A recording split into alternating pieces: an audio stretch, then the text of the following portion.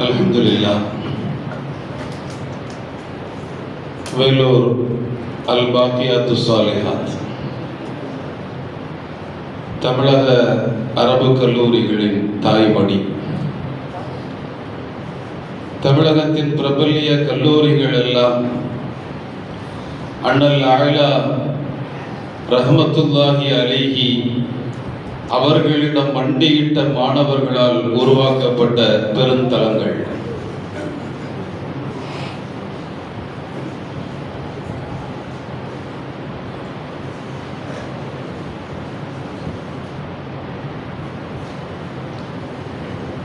அந்த பாக்கியாத் என்கிற நந்தவனத்தில் கடந்த 38 ஆண்டுகளுக்கு மேலாய்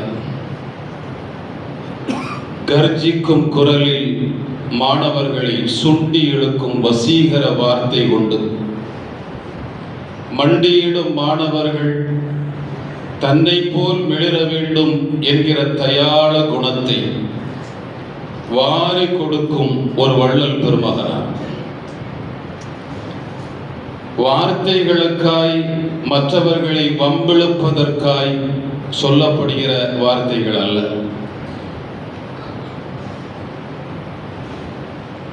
நாங்கள் படிக்கும் காலத்தில் ஆராசும்ரா அப்பதான் பாக்கியத்துக்குள்ள நுழைஞ்சிருக்கிறோம். அசத்து அந்த வருஷம் தான் பாக்கியாத். முதல் பாடம் நூறுல் அன்வார். நாங்கள் மண்டியிட்ட அந்த மணித்துளிகள் இப்போதும் மனக்கண் முன்னால் எழுந்து கம்பீரமாய் நிற்கிறது. நான் மண்டியிட்ட ஆசிரிய பெருமக்களில் தலையிலிருந்து நான் இருப்பதற்கு என்னை வார்த்தெடுத்த வள்ளல் பெருமக்களில் ஒருவராய் இன்றைக்கும் பவனி வருகிற ஒரு அற்புத பெருமகனார். பாக்கியாத்தினுடைய ராஜ கம்பீர நடையின் பவனி வருகிற வேந்தர் பெருமான் ஹலரத் அவர்கள் மிகுந்த சிரமத்தோடு நாம் வைத்த வேண்டுகோளுக்கு இணங்க மாலையில் திருச்சியில் அன்வாருல் மதரசாவில் நடைபெறுகிற இந்த வைர விழாவில் பங்கெடுக்க வேண்டிய நிர்பந்தம் இருந்தும் கூட பிள்ளைகள் அழைக்கிறார்களே என்கிற பாசத்தோடு நான் வாரேன், வந்துட்டு அதுக்கு பின்னால் நான் திருச்சி போறேன் அப்படின்னு லீவ் எடுக்க ரொம்ப யோசிக்கிறார். தம்பி எலியாஸ் இருக்கிறார். லீவ் எடுக்கிற ரொம்ப யோசிக்கிறார். அசித்மார்களுக்கு லீவு கொடுக்கவும் யோசிக்கிறார். ரொம்ப தன்னிடம் அமருகிற மாணவர்களினுடைய ஹக்க சரியா நிறைவேற்றணும், அதுல எந்த வகையிலும் சமரசம் செஞ்சிடக்கூடாது அப்படின்னு நினைக்கிற ஒரு நிலையில நமக்காக நீண்ட நெடிய தூரம் பிரயாணிச்சு அசத்து வந்திருக்கிறாங்க. அல்லாஹ் அவர்களுடைய ஆஃபியத்தில் பறக்கச் செய்வானாக. அவர்களுக்கு நீண்ட நெடிய ஆயுளை சந்தோஷத்தோடு தருவானாக. ஹதரத் அவர்களுக்கு எங்களுடைய ஜமாத்துல் உலமா சபையினுடைய மாவட்ட தலைவர் கண்ணியத்திற்குரிய இலியாஸ் ஹதரத் அவர்கள் பொன்னாடை போர்த்துவார்கள்.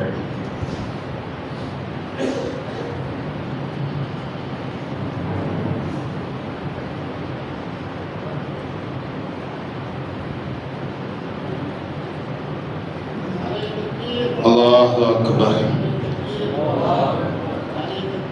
எங்களுடைய அன்பு தம்பி யஹியா அவர்களுக்கு ஹதரத் அவர்கள் பொன்னாடை பொருத்துவார்கள்.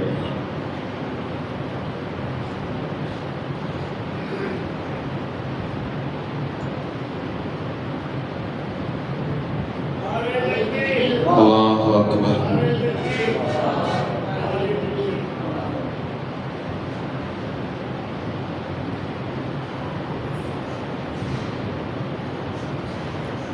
ஹதரத் அவர்கள் இப்போது நமக்கு உரை தருகிறார்கள்.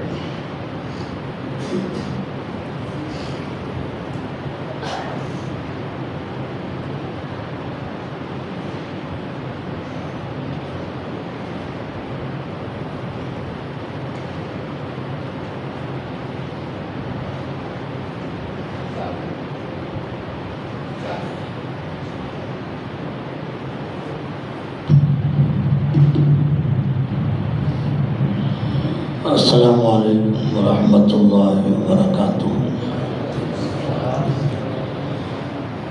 الحمد لله رب العالمين، والصلاة والسلام على رسوله خاتم النبيين سيد الأنبياء والمرسلين وعلى آله وصحبه أجمعين. أما بعد، فأعوذ بالله من الشيطان الرجيم. بسم الله الرحمن الرحيم. والذين هاجروا في الله من بعد ما ظلموا لنبوئنهم في الدنيا حسنة ولأجر الآخرة أكبر لو كانوا يعلمون. وقال النبي صلى الله عليه وسلم: المهاجر من هجر ما نهى الله عنه. صدق الله وصدق رسول الله صلى الله عليه وسلم. அளவற்ற அருளாளன் நிகரற்ற அன்புடையோன் அல்லாஹ்வின் திருப்பெயரால் துவங்குவோமாக.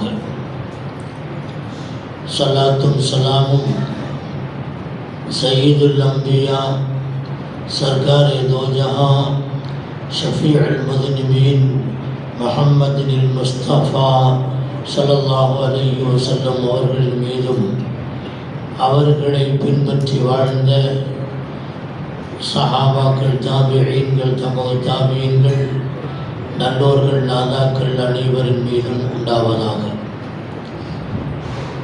கண்ணியத்திற்கும் மிகுந்த மரியாதைக்கும் உரிய இந்த விழாவினுடைய தலைவர் ஹஸரத் அவர்களே,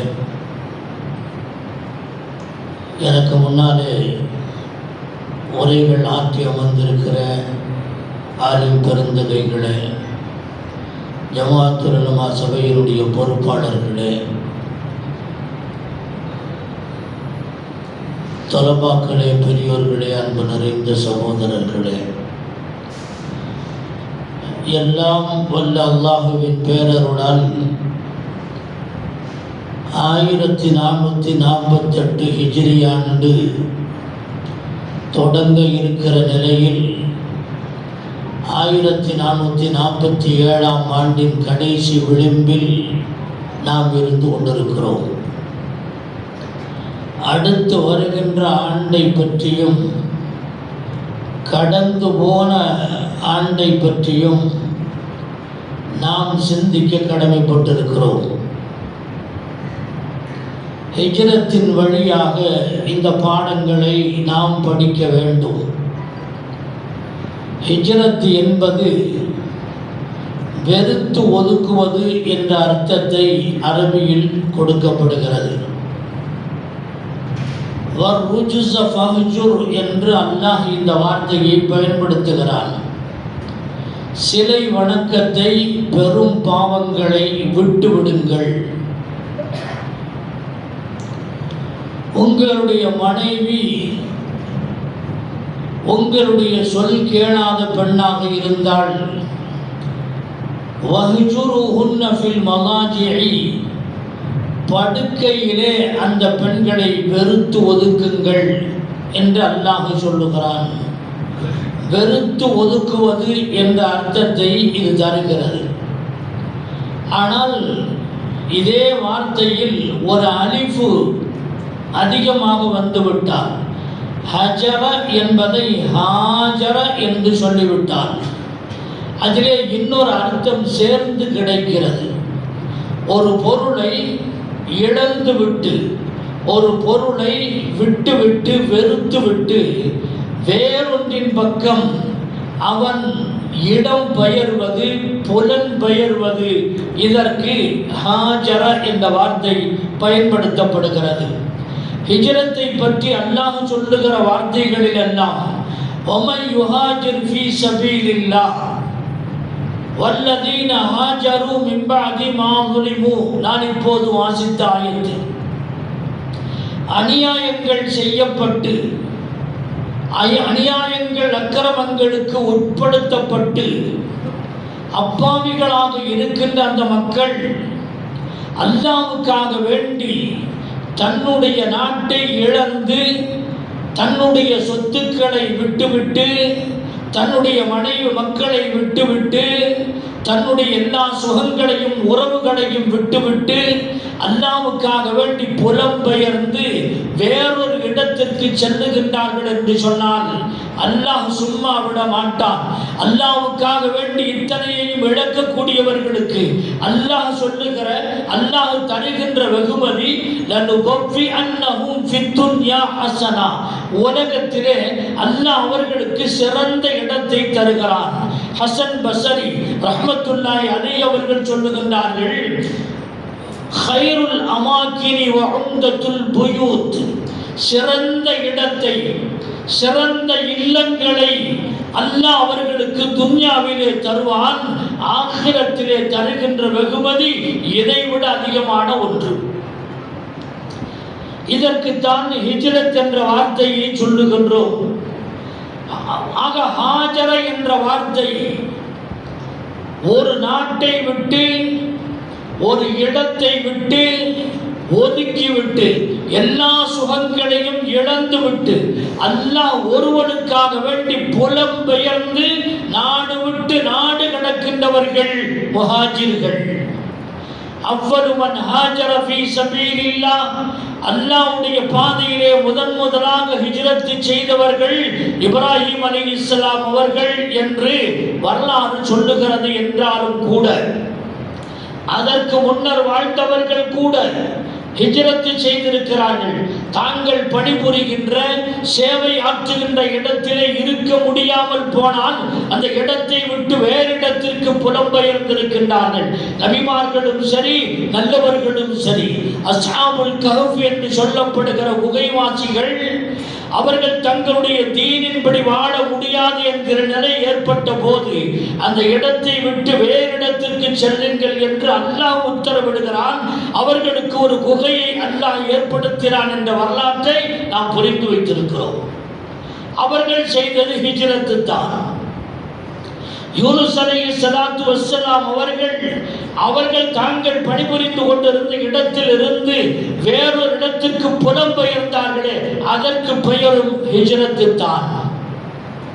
இதே போன்று பல நபிமார்கள் பல வலிமார்கள் ஒரு இடத்தில் இருந்து இன்னொரு இடத்திற்கு புலம்பெயர்ந்திருக்கின்றார்கள்.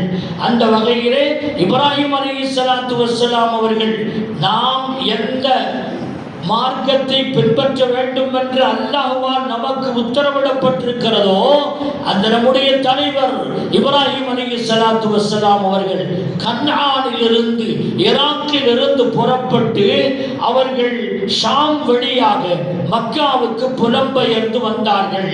இந்த ஹிஜ்ரத் என்ற இந்த செயலை அல்லாஹ் கண்ணியத்தோடு நினைத்து பார்க்கிறான். அவர்களுக்கு எல்லா வகையான பாதுகாப்பையும் அல்லாஹ் தந்தான்.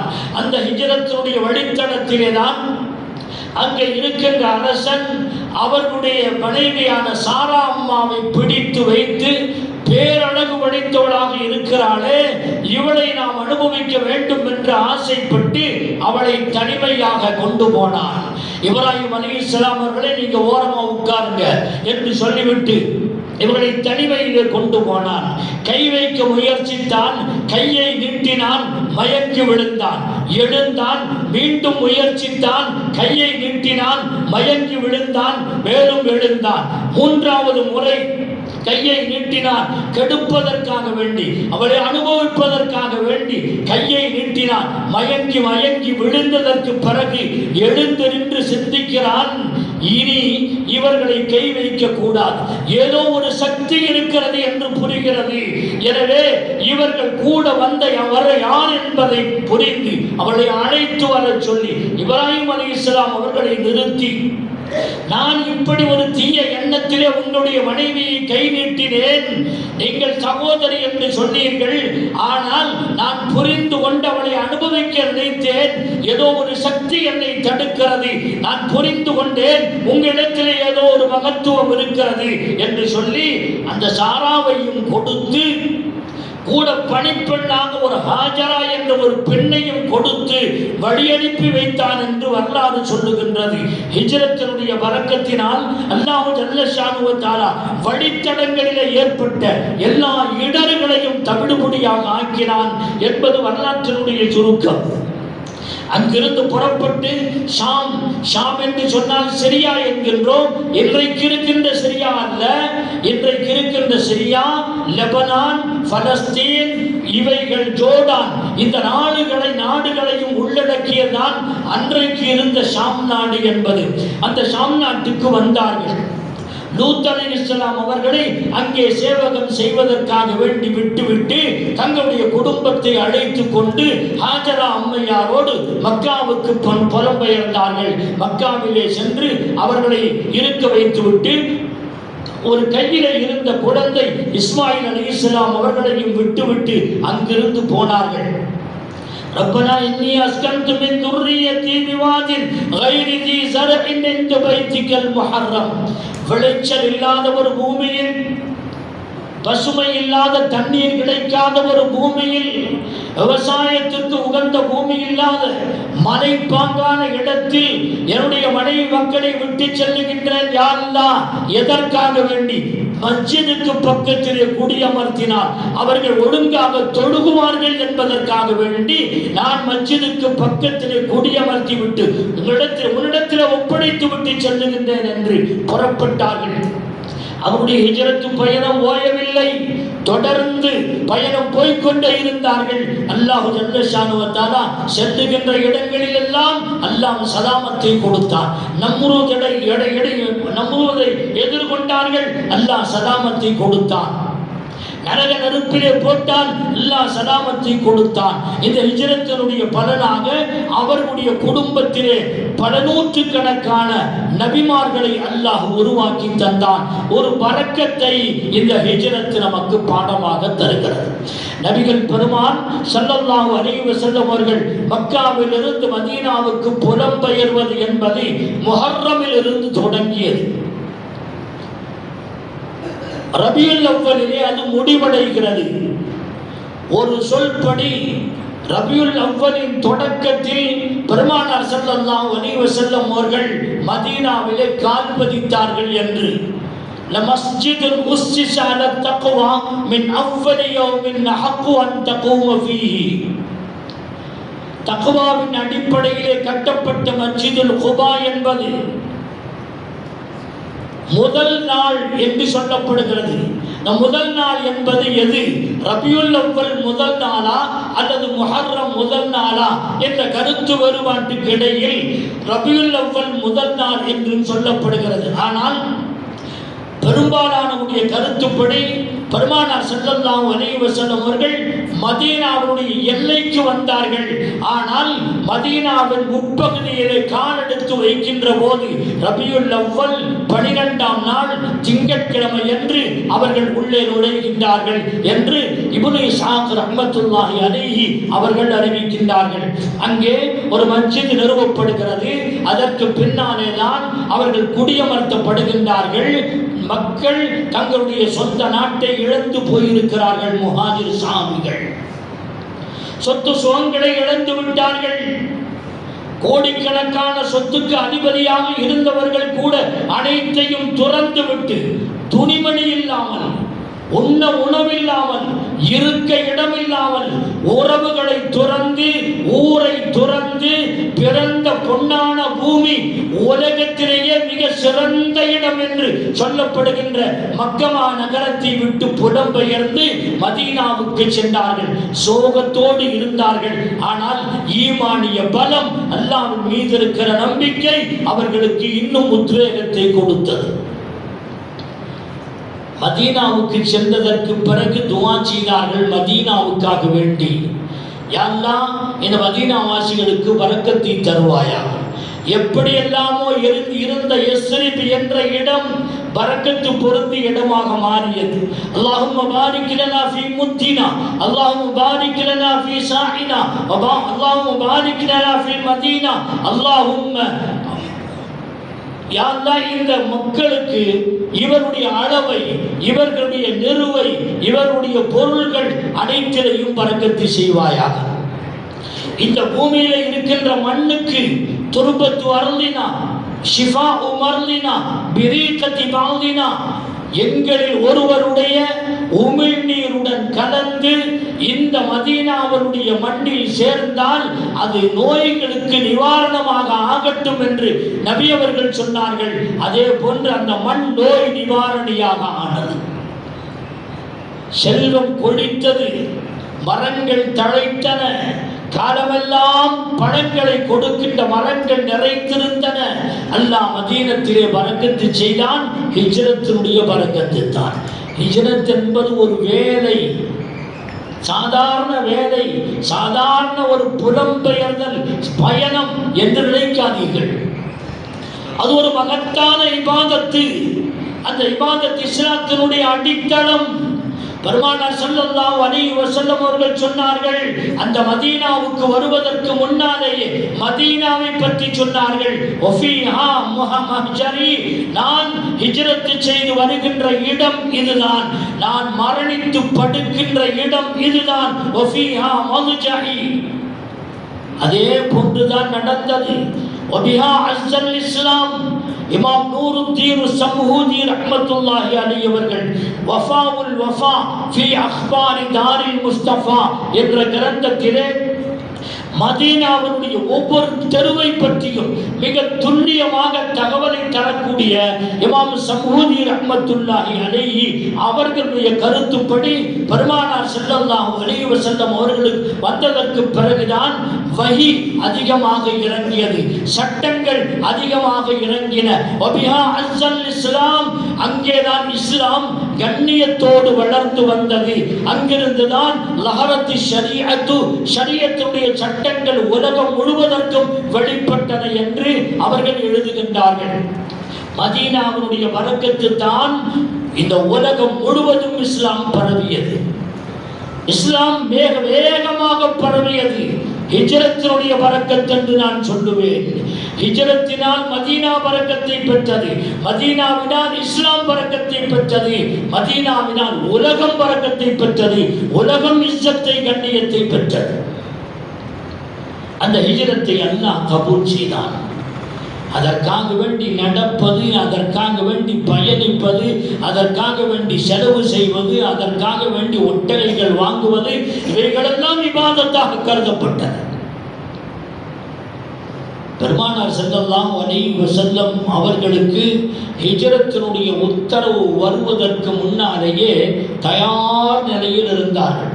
சஹாபாக்களை தனித்தனியாக போனாங்க. ஆண்கள் பெண்கள் இப்படியே தனித்தனியாக கூட்டம் கூட்டமாக இப்படியே போயிட்டே இருந்தாங்க. இன்னும் ரசூலுல்லாஹி ஸல்லல்லாஹு அலைஹி வஸல்லம் அவர்களுக்கு அனுமதி வரவில்லை. எப்போ வருமோ என்று எதிர்பார்த்து கொண்டிருந்தார்கள். கடைசி நேரத்திலே ராத்திரியில் வருமா பகலில் வருமான்னு தெரியாது. நபி அவர்களுடன் அவர்களுடைய பயண தோழராக எப்போதும் இருந்து வந்திருக்கக்கூடிய அபூபக்கர் சித்தீக் நாயகம் ரலியல்லாஹு அன்ஹு அவர்கள் எதிர்பார்த்து கொண்டு இருக்கின்றார்கள். எப்போது வருவார்கள், வருமா உத்தரவு எப்போது வரும்?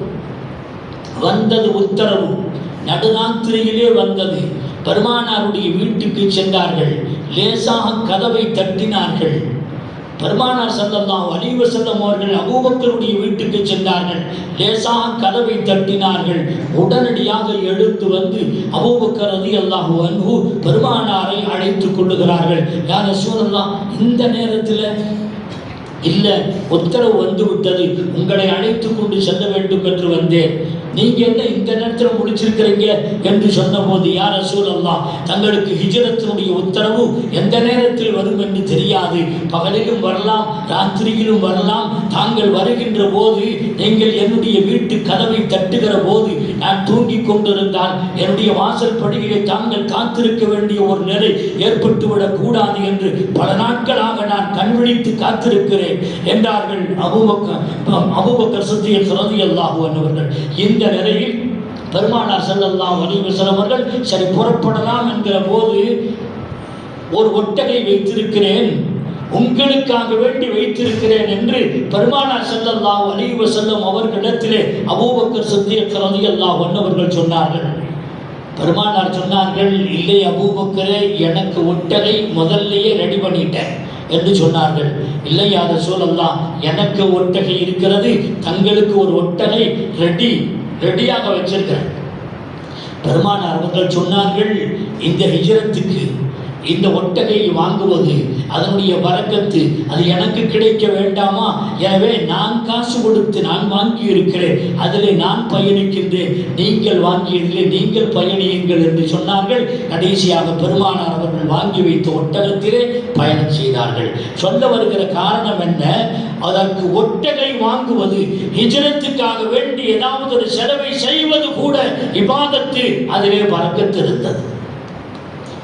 வரலாறு நெடுகிலும் பார்க்க முடியும். இந்த ஹிஜ்ரத்தினால் என்னென்ன பலன்கள், என்னென்ன பரக்கத்துகள் அந்த மதீனா வாசிகளுக்கு கிடைத்தது என்று சுருக்கமாக இதை மட்டும் நாம் புரிந்து கொண்டால் போதும். ஹிஜ்ரத் ஒரு பரக்கத்தான ஒன்று. அல்லாஹ்வுக்காக வேண்டி ஒன்றை இழக்கின்ற போது அல்லாஹ் அதற்கு பல மடங்கு நன்மைகளை, பகரங்களை அல்லாஹ் தருகிறான். எதை இழந்தாலும் சரி, காசு பணங்களை இழந்தாலும் சரி, அறுத்து பலியிடுவதற்காக வேண்டி ஆடு மாடுகளை இழந்தாலும் சரி, தன்னுடைய குடும்பத்தில் ஒருவரை இருவரை தீனுக்காக வேண்டி விட்டு கொடுத்தாலும் சரி, எந்த தியாகம் செய்தாலும் சரி, அல்லாஹ்வுக்காக வேண்டி எதை இழந்தாலும் சரி, அதற்கு பல மடங்கு பகரத்தை அல்லாஹ் வழங்குகிறான் என்பதை ஹிஜ்ரத்தினுடைய பாடம் நமக்கு போட்டுகிறது. கண்ணியத்திற்குரியவர்களே, அல்லாஹ் ஜல்ல ஷானு வ தஆலா இதன் மூலமாக பெரும் பரக்கத்தை தந்தான் என்ற வரலாற்றை நாம் இங்கே நினைவு கூறுகிறோம். இங்கே ஒரு சில விஷயங்களை நாம் நினைவு கூற வேண்டும். ஹிஜ்ரி ஆண்டு தொடங்க இருக்கிறது. கடந்த ஆண்டு என்னென்ன நிகழ்ச்சிகள் நமக்கு முன்னாலே நடந்தேறி இருக்கின்றன, என்னென்ன சம்பவங்கள் அரங்கேறி இருக்கின்றன, எல்லாவற்றையும் சொல்லுவதற்கோ பேசுவதற்கோ நேரமில்லை என்றாலும் முக்கியமான சில விஷயங்களை நாம் நினைவு கூர்ந்தே ஆக வேண்டும். அடுத்தடுத்த காலங்களில் நாம் நம்முடைய வாழ்க்கையை அமைத்துக் கொள்ள வேண்டிய முறை என்ன என்பதையும் நாம் சிந்திக்க கடமைப்பட்டிருக்கிறோம். கண்ணியத்திற்குரியவர்களே, கடந்த ஆண்டு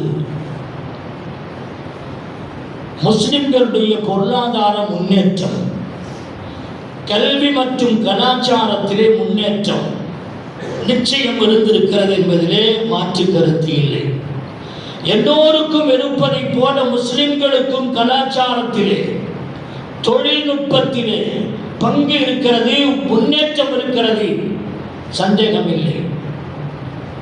அன்றைக்கு இருந்த பொருளாதாரத்தை விட இன்றைக்கு பொருளாதார பலம் இன்டர்நேஷனல் லெவலில், சர்வதேச அளவிலே சொல்லுகின்றேன், உயர்ந்திருக்கிறது. வியாபாரங்கள், தொழில்கள் பல்கி பெருகிவிட்டன.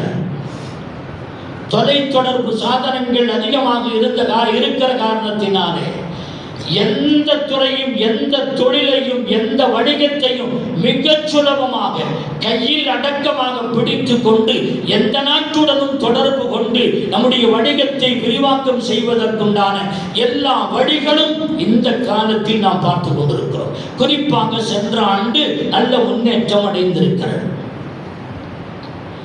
சரி, முஸ்லிம்களுக்கு இதைவிட இன்னொரு நல்ல செய்தி என்ன? இஸ்லாம் முன்னெப்போதும் இல்லாத அளவுக்கு மிக வேகமாக பரவி கொண்டிருக்கிறது.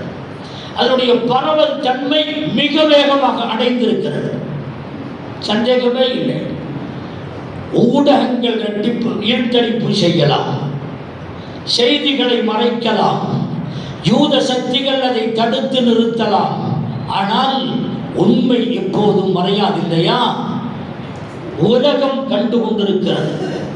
அமெரிக்க நாடுகளில், ஐரோப்பிய நாடுகளிலே, பிரான்ஸ், ஜப்பான், பிரிட்டன் உள்ளிட்ட நாடுகளில் இஸ்லாம் மிக வேகமாக பரவிக் கொண்டிருக்கிறது. சைனாவிலையும் ரஷ்யாவிலையும் இஸ்லாமிய அடையாளங்கள் கொஞ்சம் கூட இல்லாத அளவுக்கு நிர்மூலமாக ஆக்கப்பட்டு குர்ஆனை ஓதுவதற்கோ ஓதி கொடுப்பதற்கோ இஸ்லாமிய விழுமிய கருத்துக்களை மற்றவர்களுக்கு பகிர்வதற்கோ எந்த விதமான முகாந்திரமும் இல்லாமல் இருந்த ரஷ்யாவில் இன்றைக்கு நூற்றுக்கணக்கான பள்ளிவாசல்கள் உருவாகி கொண்டிருக்கின்றன, மதரசாக்கள் உருவாகி கொண்டிருக்கின்றன. அல்லாஹ் என்ற வார்த்தையை சொல்லுவதற்கு கூட அனுமதி இல்லாத சைனாவிலே பன்றியினுடைய கொழுப்பை கொண்டு வந்து அவர்கள் தொடுகின்ற இடங்களிலே தூக்கி எறியப்படுகின்ற ஒரு நிலை, மஸ்ஜிதுகளிலே மிக அசிங்கமான பொருட்களை எல்லாம் தூக்கி வீசப்படுகின்ற ஒரு நிலை ஒரு காலத்தில் இருந்தது. குர்ஆனை ஓதி கொடுப்பதற்கு அனுமதி இல்லை. அவர்கள் ஒரு குர்ஆனை கொடுத்தார்கள். இந்த குர்ஆனை ஓதி கொடுங்கள் என்று சொன்னார்கள். யூத கருத்துக்கள் நிரம்பி இருந்த அந்த குர்ஆனை நம்முடைய சமுதாயம் ஏற்றுக்கொள்ளவில்லை. அல்லாஹ் அதை தடுத்தான். அப்படி இருந்த இந்த சைனாவில் இன்றைக்கு இஸ்லாம் மிக வேகமாக பறந்து கொண்டிருக்கிறது, பரவி கொண்டிருக்கிறது, விரிவடைந்து கொண்டிருக்கிறது. பள்ளிவாசல்கள் ஆங்காங்கே உருவாகி கொண்டிருக்கின்றன. அங்கங்கே இருக்கின்ற இளமை இளைஞர்கள் துள்ளி எழுந்து கொண்டிருக்கிறார்கள். சைனாவிலே, அதே போன்று ரஷ்யாவுடைய பல நாடுகளிலே, பல மாகாணங்களிலே இந்த நிலை நீடித்துக் கொண்டிருக்கிறது. இவைகளெல்லாம் நமக்கு சந்தோஷமான ஒரு செய்தி. ஸ்பெயினிலே பேருக்கு கூட, மருந்துக்கு கூட ஒரு முஸ்லிம் இல்லாத ஒரு சூழ்நிலையை உருவாக்கினார்கள். யூதர்களும் கிறிஸ்தவர்களும், குறிப்பாக கிறிஸ்தவர்கள். ஆனால் இன்றைக்கு அங்கேயும் பள்ளிவாசல்கள் உருவாக்கிவிட்டன. எல்லா பள்ளிகளுமே தரைமட்டமாக ஆக்கப்பட்டு, நிர்மூலமாக ஆக்கப்பட்டு, முஸ்லிம்கள் கடல் வழியாக, காடுகள் வழியாக, காடுகளிலே கொளுத்தப்பட்டார்கள். கடலிலே கொண்டு போய் அவர்கள் மூழ்கடிக்கப்பட்டார்கள். கடல்களிலே சென்று கொண்டிருக்கின்ற கப்பல்கள் கரித்து நாசமாக்கப்பட்டன. இப்படியெல்லாம் வரலாறு படைத்த ஸ்பெயின் இன்றைக்கு தொழில் விட்டு வளர்ந்து வருகிறது என்பது இந்த காலத்தில், சென்ற ஆண்டு ஹிஜ்ரி வருஷத்தினுடைய புதிய செய்தி, நமக்கு சந்தோஷம் அளிக்கக்கூடிய செய்தி. நாம் யார் என்பதை நாம் புரிந்து கொள்ள முடியாத அளவுக்கு நாம் கண் கட்டப்பட்டிருக்கின்றோம். உலக நாடுகளில் இஸ்லாம் மிக வேகமாக பரவுகிறது. தடுக்க முடியாது. அல்லாஹ்வுடைய இந்த மார்க்கத்தில் அவர்கள் கூட்டம் கூட்டமாக, குழுவாக வந்து நுழைவார்கள் என்று அல்லாஹ் சொன்னானே.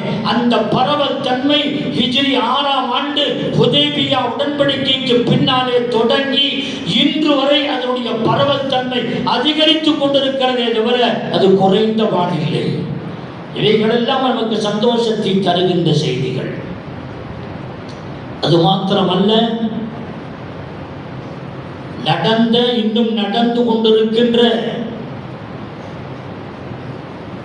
இஸ்ரேல் போர், பாலஸ்தீனியரிடையே நடந்த போர், இவைகளிலே இந்த பாலஸ்தீனியர்களுடைய ஈமானை பார்த்து பல பேர் ஈமான் கொண்டிருக்கின்றார்கள். அவருடைய நம்பிக்கை, உறுதிப்பாட்டை பார்த்து பார்த்து பல பேர் குர்ஆனை ஆராயத் தொடங்கி இருக்கிறார்கள். அளவுக்கு அதிகமாக குர்ஆனை விமர்சிக்கிற போது என்னதான் இருக்குது பார்த்தரலாமே என்று உள்ளே போனா அதுல சிக்கிறான். பல பேர் முஸ்லிம் ஆகின்றார்கள். அப்படித்தான் பிரிட்டன், பிரான்சிலே கூட இன்றைக்கு பல பேர் முஸ்லிம் ஆகி இருக்கிறார்கள். இஸ்லாத்தின் மீது கடினமான பகைமை கொண்டிருந்த எதிரிகள் கூட இன்றைக்கு இஸ்லாத்தை பரிவோடு பார்க்கக்கூடிய நிலைகளை நாம் பார்த்து கொண்டிருக்கின்றோம். எந்த அளவுக்கு என்று சொன்னால், பிரிட்டன், பிரான்சிலே சில நாட்களுக்கு பின்னாலே இஸ்லாமிய ஆட்சி மிளிரும் என்று எழுதப்படுகிற அளவுக்கு வளர்ச்சி மிக வேகத்தை அடைந்து கொண்டிருக்கிறது. கண்ணியத்திற்குரியவர்களே, இவைகளெல்லாம் நமக்கு மகிழ்ச்சி தரக்கூடிய செய்திகள். வேதனையான சில செய்திகளும் இருக்கின்றன. எந்த வேதனை? சர்வதேச அளவிலே பல வகையான வேதனைகள். அரபு நாடுகள், ஏறத்தாழ 50க்கும் மேற்பட்ட நாடுகள் கைகட்டி வேடிக்கை பார்த்து கொண்டிருந்ததை நாம் அறிவோம். பலஸ்தீனியர்கள் சுட்டுக் கொல்லப்பட்டார்கள். கட்டிடங்கள் தரைமட்டமாக்கப்பட்டன. வீடுகளில் இடிபாடுகளுக்கு இடையிலே சிக்கி தவித்த குழந்தைகள் அரசு மருத்துவமனைகளிலே சேர்க்கப்பட்டு சிகிச்சை பெற்றுக் கொண்டிருந்த நேரத்தில் மருத்துவமனை இடித்து தகர்க்கப்பட்டு பல ஆயிரக்கணக்கான உயிர்கள் சேதமடைந்ததை நாம் அறிந்திருக்கிறோம். ஹிஜ்ரத்து போனதற்கு பின்னாலே பெருமானார் ஸல்லல்லாஹு அலைஹி வஸல்லம் அவர்களிடத்தில் இருந்த இந்த சஹாபிகளை அகதிகளாக பார்க்கவில்லை. மதீனா வாசிகள் அகதிகளுக்கென்ற முகாமை ஏற்படுத்தவில்லை, தங்களுடைய வீடுகளை அவர்களுக்கு தந்தார்கள்.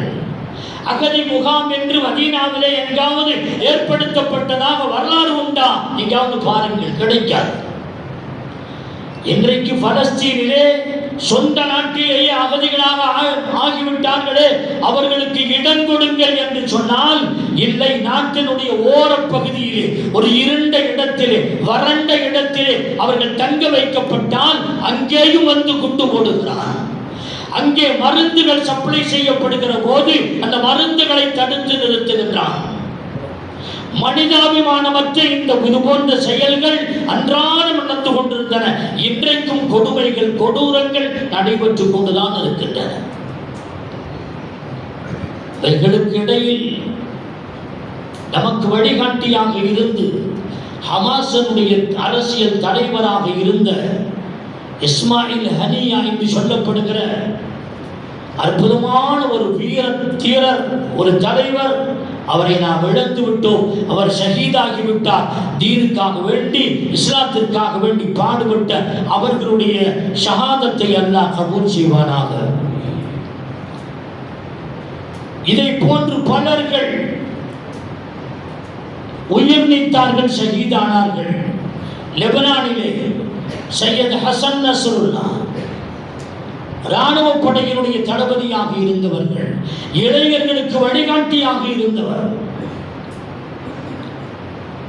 இப்படி பல பேரை நாம் இழந்திருக்கின்றோம், பெரும் தலைவர்களை இழந்திருக்கின்றோம். சோகத்திலும் சோகம். ஆனால் இவர்கள் கடைசி வரை ஈமானோடு இறுக்கத்தோடு இருந்ததை பார்த்து பிரமித்து போனவர்கள் பல பேர். நமக்கு ஒரு அனுகூலமான செய்தி என்னவென்று சொன்னால், இஸ்ரேலை ஒரு சர்வதேச போர் குற்றவாளியாக ஐக்கிய நாடுகள் அறிவித்தது ஒரு சந்தோஷமான ஒரு செய்தி. சர்வதேச நீதிமன்றத்தில் குற்றவாளியாக நிறுத்தப்பட்டவன் இஸ்ரேல். இது ஒரு சந்தோஷமான செய்தி.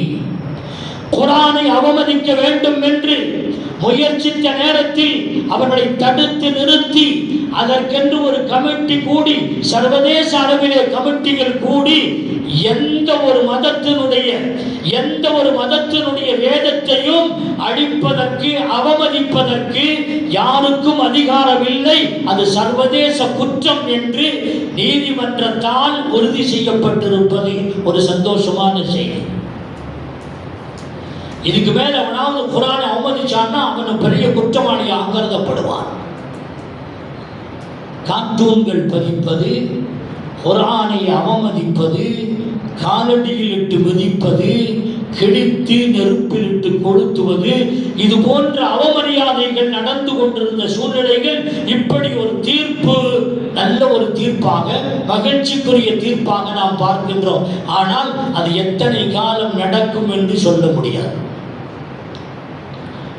கண்ணியத்திற்குரியவர்களே, நமக்கு மத்தியிலே ஒற்றுமையின்மையின் காரணத்தினால் எங்கோ ஒருவன் அடித்து சாகடிக்கப்படுகிறான். அடே, நம்முடைய முஸ்லிம் சகோதரன் தானே என்று சவுதி அரசு கரம் நீட்டியதா? சவுதி அரசு பொருளாதார பலத்தை பெற்றிருக்கிற, இராணுவ பலத்தை பெற்றிருக்கின்ற சவுதி அரசு நம்முடைய சகோதரர்களான இவர்களுக்கு உதவி செய்ததா? அமெரிக்காவினுடைய மடியிலேயே அமெரிக்காவினுடைய அந்த பெண்கள், அந்த புறத்து பெண்களுடைய தொடையின் கீழே இருந்து வளர்ந்த அந்த அரச குடும்பம் இன்றைக்கு அதற்கு அடிமைப்பட்டு, அமெரிக்க ஐரோப்பிய நாடுகளுக்கு அடிமைப்பட்டு அவர்களுக்கு சொல்லக்கூடிய கட்டளைகளை சிரமேற்றாங்கி நடைமுறைப்படுத்தி கொண்டிருக்கிற சூழ்நிலைகளை பார்த்து கொண்டிருக்கிறோம். உங்களுக்கு தெரியும், காஃபிர்கள் நுழையாத இடங்கள் மக்கா, மதீனா. ஆனால் இன்றைக்கு நம்முடைய கடும் எதிரி யூதன் நடமாடி கொண்டிருக்கிறார். அங்கே யூத பெண்கள் நடமாடிக் கொண்டிருக்கிறார்கள். புனிதமிக்க ரௌலா ஷரீப் அதனுடைய மண்ணை பல முறை நம்முடைய நாவு கொண்டு சுத்தம் செய்தாலும் அது நம்முடைய நாவுக்கு தான் பரக்கத் என்று நினைக்கின்ற முஸ்லிம் சமுதாயத்திற்கு இடையிலே யூத பெண்களை அசுத்தமானவர்களை நடமாட விட்டு வேடிக்கை பார்த்துக் கொண்டிருக்கின்ற சவுதி அரசு முஸ்லிம் சகோதரர்களுக்கு இடமளிக்குமா? அவர்களுக்கு ஈரத்தோடு அவர்களை எதிர்கொள்ளுமா? கருணை கொண்டவர்களை பார்க்குமா? எதிர்பார்க்கவே முடியாது. எருமை பலம் கொண்டு இருக்கின்ற அந்த நாடுகள் எல்லா வகையான வளங்களையும் அல்லாஹ் கொடுத்திருக்கின்றான். ஆனால் முஸ்லிம்களுக்கு எதிராக பயன்படுத்தப்படுகிற இந்நிலையில் தியேட்டர்கள் துறக்கப்பட்டு விட்டன, கிளப்புகள் துறக்கப்பட்டு விட்டன. முழுமையான மதுவிலக்கு பெருமானார் ஸல்லல்லாஹு அலைஹி வஸல்லம் காலம் முதல் இன்று வரை இருந்து வந்த ஒரு சூழ்நிலையில் மதுவிலக்கு சட்டத்திலே தளர்வு ஏற்படுத்தப்பட்டிருக்கிறது. அரச குடும்பத்திற்கு போனால் அவைகளுக்கு தனி சீல் போட்டு அனுப்புறாங்க. இவர்கள் குடிக்கலாம் என்று. பெண்களுடைய ஹிஜாபுடைய சட்டம் தளர்த்தப்பட்டிருக்கிறது. பெண்களுக்கு வேலை வாய்ப்பிலே, வெளியிலே, மக்கள் மன்றத்திலே ஆண்களுக்கு முன்னால் என்று பேசுவதற்கு கூட அனுமதி கொடுக்கப்பட்டிருக்கிறது. முழுமையான பர்தாமுறை கடைபிடிக்கப்பட்ட அந்த இடத்தில் இன்றைக்கு இது போன்ற அலங்கோலங்கள் நடைபெற்றுக் கொண்டிருக்கின்றன. இஸ்லாமிய நாடுகளுக்கு இடையில் ஒற்றுமை இல்லை. அன்றைக்கு இருந்த மன்னர் ஃபைசல் அமெரிக்காவோடு ஒரு முறை மோதல் ஏற்பட்டது. சுருங்க சொல்லுகின்றேன், மோதல் ஏற்பட்ட நேரத்தில் ஃபைசல் ஒரு தீர்ப்பு செய்தார். இனி எங்க நாட்டில் இருந்து உங்க நாடுகளுக்கோ உங்கள் நேச நாடுகளுக்கோ இனிமேல் எண்ணெய் சப்ளை வராது, நிறுத்தப்படும் அறிவித்தார். நிறுத்தினார். காலடியிலே போய் மண்டிக்கிட்டான் அமெரிக்காக்காரன். வரலாறு. அந்த ஃபைசல் சொன்னார், உங்களுக்கு இடையிலே கருத்து வேறுபாடுகள் கொண்டு நீங்கள் பிளவுபட்டு மாற்று மதத்தவர்களுக்கு வாய்ப்பு கொடுத்து விட வேண்டாம் என்று. நீங்கள் பிளவுபடுவதன் மூலம் மாற்று மதத்தவர்களுக்கு வாய்ப்பை கொடுத்து விடாதீர்கள் என்று சொன்ன வைர வரிகள் வரலாற்றில் இடம்பெற்றிருக்கிறது. இதே அமீர் குடும்பத்திலே இருந்தவர் தான் மன்னர் ஃபைசல். அவருடைய ஈமானிய பதம் எங்கே? இஸ்லாமிய எதிர்ப்புக்கு, இஸ்லாத்துக்கு எதிராக செயல்படக்கூடியவர்களை எதிர்த்த விதம், அவர்களுக்கு இருந்த பாங்கு, அந்த பக்குவம் இன்றைய இவர்களுக்கு ஏன் இல்லை? அமெரிக்க பால் குடித்து வளர்ந்தவர்கள் அவர்கள், இஸ்லாமிய பால் குடித்து வளர்ந்தவர்கள். படுமோசமான ஒரு சூழ்நிலை ஏற்பட்டிருக்கிறது. இதுதான் இஸ்லாமிய நாடுகளுக்கு மத்தியிலே பிளவுகள் ஏற்படுகின்ற போது நம்முடைய ஒரு யூனிட்டி, ஒருங்கிணைந்த அமைப்பு மன்னமை விட்டு பறிபோய்விடும், சந்தேகமே கிடையாது. பனு ஹனீஃபா கபீலாவில் போர் செய்வதற்காக வேண்டி ஹாலித் பின் வலீத் ரலியல்லாஹு அன்ஹு அவர்களுடைய தலைமையில் ஒரு படை அனுப்பப்படுகிறது. படை சென்று வெற்றி கொண்டு திரும்பி வருகின்ற சூழ்நிலையில்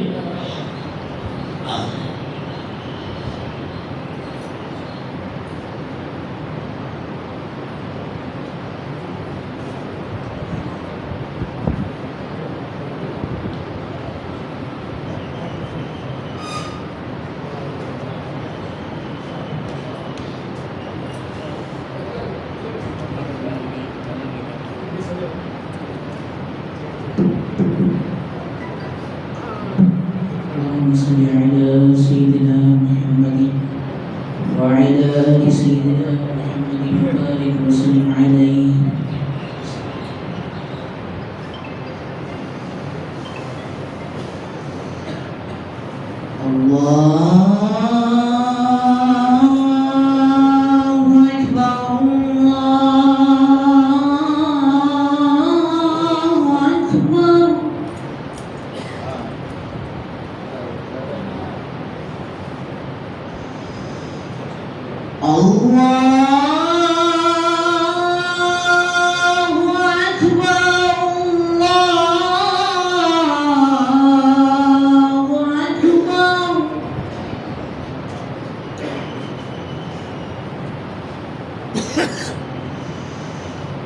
أشهد أن لا إله إلا الله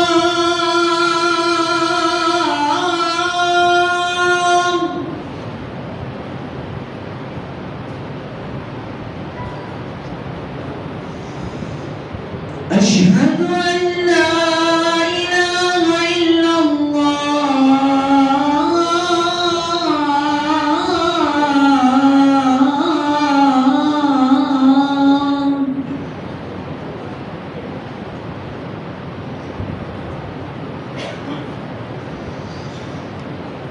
أشهد أن محمدا رسول الله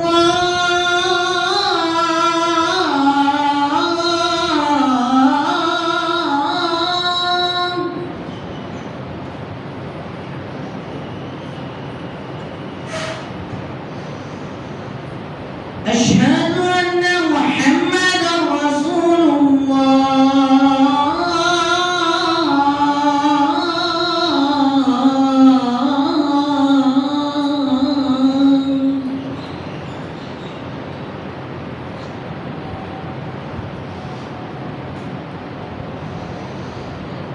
حي على الصلاة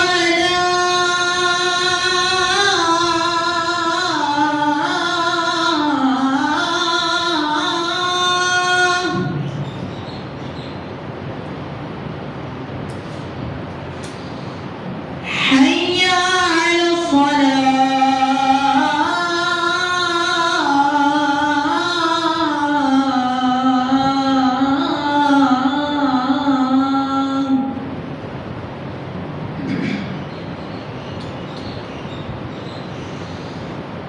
حي على الفلاح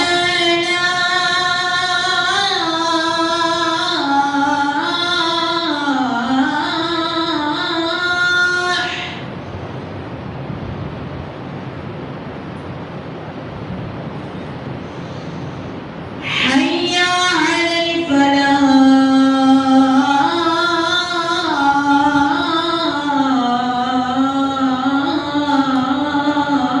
الفلاح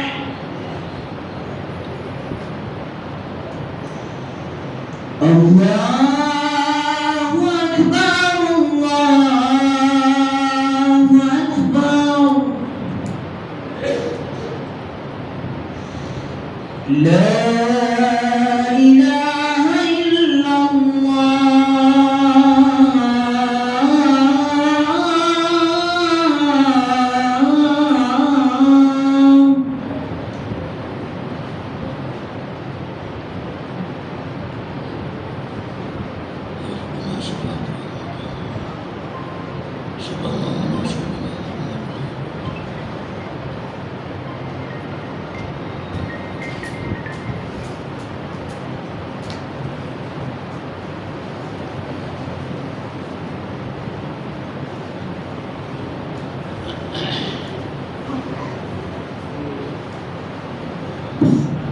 இன்ஷால்லா தொழுத 1:15 மணிக்கு நிகழ்ச்சியில் இருக்கிற எல்லாருக்கும் உணவு ஏற்பாடு இருக்கு.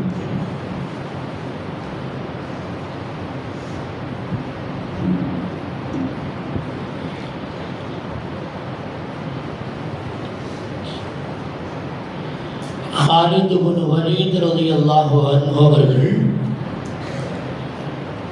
நஜ்ரான் தேசத்து கிறிஸ்தவர்கள் இவர்களிடத்திலே பேச்சுவார்த்தை பனு ஹனீஃபா கபீலாவிடத்திலே போர் செய்து வெற்றுவாங்கை சூடி திரும்பி வருகின்ற வழியில் அல்ல திரும்பி வந்ததற்கு பின்னால் பெருமானார் ஸல்லல்லாஹு அலைஹி வஸல்லம் அவர்கள் கேட்கிறார்கள், எதிர்கிடத்திலே நீங்கள் எப்படி வெற்றி கொள்ளுகிறீர்கள்? கைஃப தக்லிபூன் அலல் முகாலிஃபீன், எதிர்கிடத்தில் எப்படித்தான் நீங்கள் வெற்றி பெறுகின்றீர்கள் என்று கேட்டபோது போன இடத்திலாம் வெற்றி. ஹாலித் இப்னு வலீத் யா ரசூலல்லாஹ் இன்னா குன்னா நஜ்தமிஉ வலா நஃப்தரிகு, நாங்கள் ஒன்றாக இருக்கின்றோம், ஒற்றுமையாக இருக்கின்றோம், நாங்கள் பிரிவதில்லை. வலா நப்தவு அஹதன் பிظுல்மின், யாரையும் அநியாயம் கொண்டு எதையும் நான் தொடங்க மாட்டோம். இந்த ஒற்றுமை தான் எங்களுடைய வெற்றிக்கு காரணம் என்று சொன்னதை நாம் இங்கே நினைவூட்டுகின்றேன். இதுதான் சஹாபாக்களுக்கு நமக்கு மத்தியிலே இருக்கின்ற வேறுபாடு. சென்ற இடங்களிலே வெற்றி கொண்டார்கள். சிறு படை, வெறும் 60 பேர் கொண்ட சிறு படை பல ஆயிரக்கணக்கான பேர்களை வென்று வாகை சூடியதே காரணம். அந்த பலம், ஈமானிய பலம் அவர்களிடத்தில் இருந்தது. இதுதான் காரணம். அவர்களிடத்தில் இருந்த ஒற்றுமை இதுதான் காரணம். யாரும் பிரியவில்லை. பெருமானார் ஸல்லல்லாஹு அலைஹி வஸல்லம் அவர்கள் எதிர்பார்த்ததும் அதுதான். இளைஞர்கள் எதற்காக பயன்பட்டார்கள்? இன்றைக்கு பலஸ்தீனிய போரிலையும் சரி, ஆங்காங்கே லெபனானிலே நடைபெறுகின்ற போர்கள், இவைகளில் எல்லாம் நாம் பார்க்கின்றோம் இளைஞரிடத்திலே ஒரு வகையான உத்வேகம், மார்க்கத்தின் மீது இருக்கின்ற விழிப்புணர்ச்சி அவர்களுக்கு அதிகரித்திருக்கிறது பார்க்கின்றோம். பொதுவாகவே இளைஞர்களை கொண்டுதான் இஸ்லாம் வளர்ச்சி அடைந்தது என்ற உண்மையை நாம் மறுக்க முடியாது. இன்றைக்கு பலஸ்தீனுடைய சம்பவங்கள், ஒட்டுமொத்தமான சம்பவத்தை வைத்து பாருங்கள், இளைஞர்களுடைய பங்களிப்பு அதிகம். ஹமாஸிலே இருந்த பெரும்பாலானவர்கள் இளைஞர்கள். அவருடைய இரத்தத்தை, அவருடைய உயிரை இஸ்லாத்திற்காக வேண்டி தியாகம் செய்தவர்கள். சஹாபாக்கள் அப்படித்தான் இருந்தார்கள். நான் சொன்ன காலித் பின் வலீத் ஆகட்டும், 17 வயதிலே இஸ்லாத்திற்கு வந்த சஅத் பின் அபி வக்காஸ் ரலியல்லாஹு அன்ஹு அவர்களாகட்டும், 18 வயதிலே இஸ்லாத்தை ஏற்றுக்கொண்ட சுபைர் பின் அவாம் ரலியல்லாஹு அன்ஹு அவர்களாகட்டும், 13 அல்லது 14 வயதிலே இஸ்லாத்தை ஏற்றுக்கொண்ட அப்துல்லாஹ் பின் உமர் ரலியல்லாஹு அன்ஹு அவர்களாகட்டும், பருவ வயதை அடைவதற்கு முன்னாலேயே சிறு வயதிலேயே இஸ்லாத்தை ஏற்றுக்கொண்ட வீரர் அலி இப்னு அபீ தாலிப் ரலியல்லாஹு அன்ஹு அவர்களாகட்டும், 30 வயசிலே இஸ்லாத்தை ஏற்றுக்கொண்டு பொருளாதார பலத்தை ஏற்படுத்தி தந்த அப்துல் ரஹ்மான் இப்னு அவுஃப் ரலியல்லாஹு அன்ஹு அவர்களாகட்டும், இப்படியே ஒரு பட்டியலை சொல்லலாம். சொல்ல போனால் அஷரத்துல் முபஷரா என்று சொல்லப்படுகின்ற 10 சொர்க்கவாசிகளில் இந்த துன்யாவிலேயே சொர்க்கம் உண்டு என்று சொல்லப்பட்டவர்கள் பெரும்பாலானவர்கள் இளைஞர்கள். அந்த இளைஞர்களின் மூலம் இஸ்லாம் எழுந்தது, துடித்து எழுந்தது என்பதை வரலாற்றின் மூலமாக நாம் புரிய முடியும். வலகத் ஸமீனா ஃபதன் யذ்குருஹும் யகாலு லஹு இப்ராஹிம், பல்வேறு சாகசங்களை நிகழ்த்தி நம்ரூதை தலைகுனிய செய்த இப்ராஹிம் அலைஹிஸ்ஸலாத்து வஸ்ஸலாம் அவர்களுக்கு ஃபத்தா என்ற வார்த்தையை அல்லாஹ் சொல்லுகிறான். ஒரு இளைஞர், அவரால் தான் இந்த சாதனையை செய்ய முடிந்தது. மூசா அலைஹிஸ்ஸலாம் அவர்கள் வயது அதிகமான நேரத்தில் யூஷா இப்னு நூன் என்ற இளைஞரை அல்லாஹ் கொடுத்தான். அவர்கள் மூலமாக அல்லாஹ் ஜல்ல ஷானு வ தஆலா இந்த தீனுக்கு வலுவை சேர்த்தான். மூசா அலைஹிஸ்ஸலாம் அவர்களுக்கு சப்போர்ட்டை அதிகமாக்கினார். ஃபத்தா என்ற வார்த்தையை அல்லாஹ் பயன்படுத்தி இருக்கின்றான்.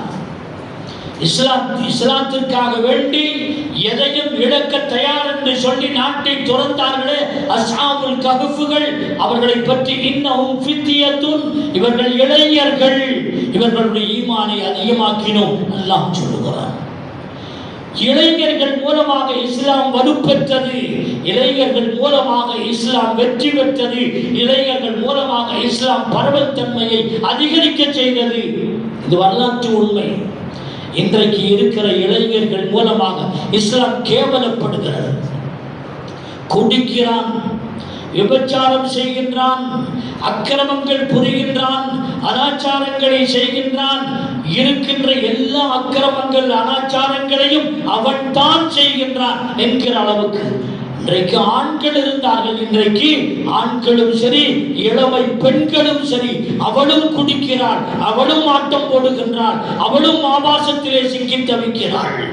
சினிமா மோகம் இன்றைக்கு சமுதாயத்தினுடைய பிடரி வயலை பிடித்து உலுக்கி கொண்டிருக்கிறது. நாம் பார்த்து கொண்டிருக்கிறோம். சினிமா மோகம்தான் இன்றைக்கு நாட்டை ஆண்டு கொண்டிருக்கிறது. சினிமா மோகம்தான் இன்றைக்கு நாட்டினுடைய தலைவிதியை புரட்டி போட்டிருக்கிறது. குறிப்பாக முஸ்லிம் பெண்கள் எதையும் இழக்க தயார், கட்டிய கணவனை கூட இழக்க தயார். மின்கம்பத்திலே ஏறி தன்னை மாய்த்துக் கொள்வதற்கும் உயிர் தியாகம் செய்வதற்கும் இளைஞன் தயார்.